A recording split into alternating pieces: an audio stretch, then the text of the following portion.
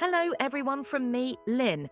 Welcome to episode 24 of Priviso Live, your dose of information security, risk and ICT legislation. Hello listeners, this is Stephen.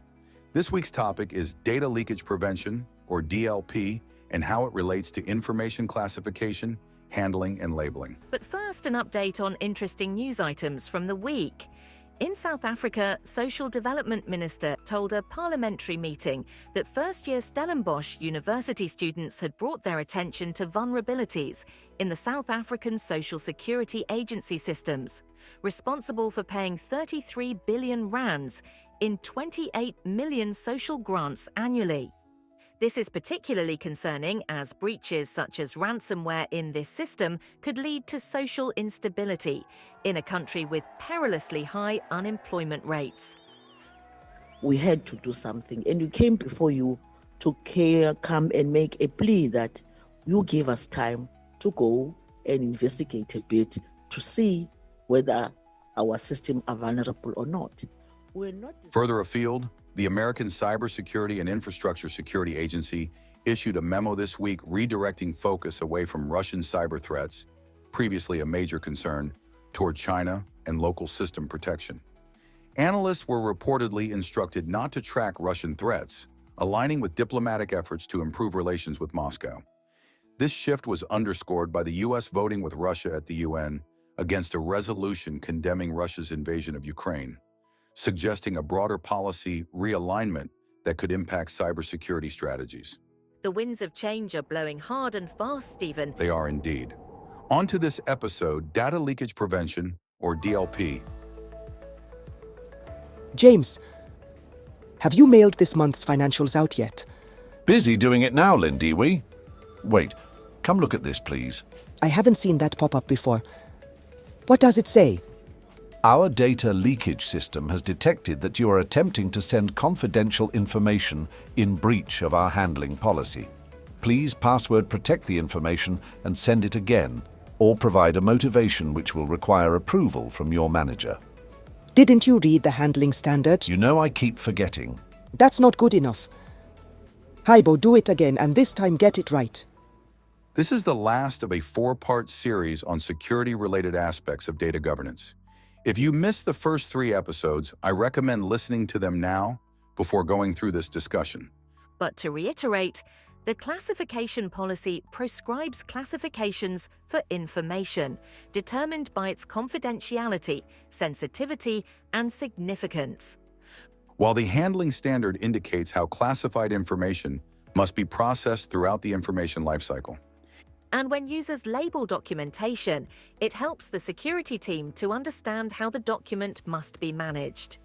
Data Leakage Prevention, or DLP, is a technology that monitors data as it moves around the organization and reports or prevents non-compliant data flows. My first question, how does this relate to legislation? Well, the organization is allowed to monitor data flows within limits. RICA, which we have discussed before, states that a person may only intercept an indirect communication if such interception is affected by or with the system controller's express or implied consent. So first, ensure that the organization has appointed a system controller to oversee the legality of the DLP operation. Right. But ensure that everyone involved understands their legal considerations and limits, and that the administrator can use the DLP output to solve data leakage problems. Once that is done, the technology can be deployed. There are primarily 3 main types of DLP solutions: network DLP, endpoint DLP, and cloud DLP. These solutions generally have predefined policies, but you can create policies specific to your organization. This includes creating searches using regex. The first lesson is that you can go quicker by starting slowly. Generally, unmanaged organizations bleed confidential information at a startling rate. The first time I switched on the GDPR policy at my current client, it generated 16,000 alerts within the first day. Enable policies sequentially, deal with the issues that arise, and move on to the next. Those policies should align with the handling standard, allowing data transfers that comply while alerting or blocking non-compliant actions. My experience is that the majority of leakages involve weak business processes or staff that are unaware of the confidentiality requirements. I agree. Although I have also noted that new DLP implementations often detect users who share music and video, which implies that the organization's systems are potentially being used to breach copyright laws. Remember, in cases where disciplinary action is called for, the staff must be aware of their obligations, so the implementation must include change management. If staff are unaware that their communications are monitored, they can respond badly. The implementation is definitely a staged process.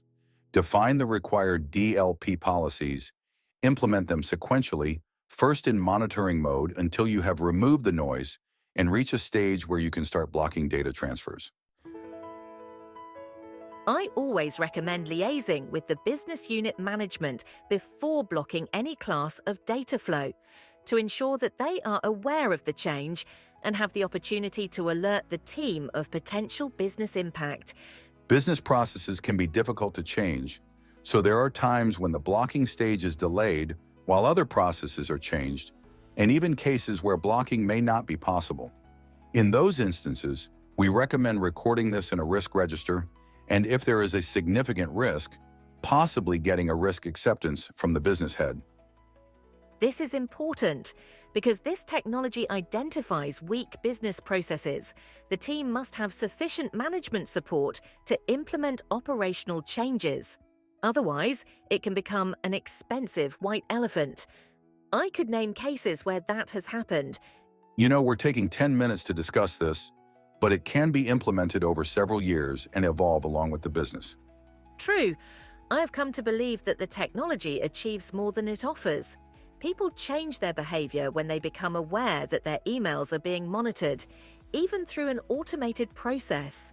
And that changes the culture. I have seen that as well. Staff resistance to information security controls generally decreases as they recognize the constraints within which they operate. None of which makes the CISO any more popular. That's it from us for this episode, and for the discussion linking classification to DLP. Remember the acronym: Call Home, Let's Discuss, Classification, Handling, Labeling, and Data Leakage Prevention. The discussion has been quite a journey, but DLP is a journey that every company should undertake. If you want to hear more of the same, don't forget to subscribe or like our channel to receive future episodes.